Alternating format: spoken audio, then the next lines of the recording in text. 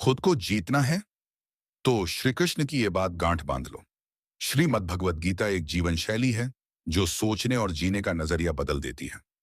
इसमें वह ज्ञान है जो इंसान को कठिन समय में स्थिर रहने की शक्ति देता है। गीता बताती है कि कर्म करते जाओ, परिणाम की चिंता छोड़ दो। यही शांति और सच्चे सुख का रास्ता है।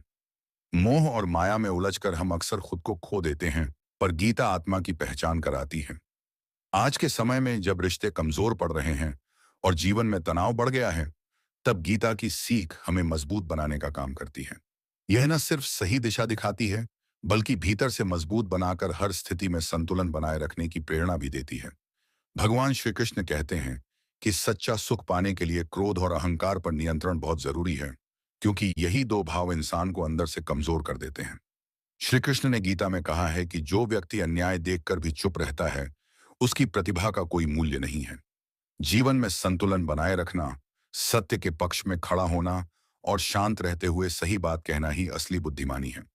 श्री कृष्ण गीता में कहते हैं कि यदि व्यक्ति खुद पर भरोसा रखे और लक्ष्य के प्रति समर्पित रहे, तो वह कोई भी मंजिल पा सकता है।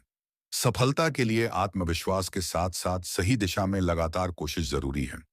जब मन में संकल्प मजबूत हो और कदम निश्चित दिशा में हो, तो कोई भी कठिनाई रास्ता नहीं रोक सकती है।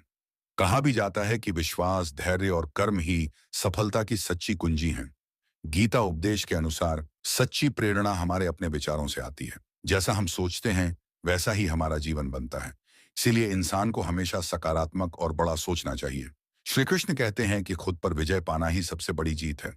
आत्म प्रेरणा से ही आत्मबल मिलता है, जो हमें हर चुनौती का सामना करने की शक्ति देता है। भीतर की शक्ति को पहचानो, वहीं से सफलता की शुरुआत होती है।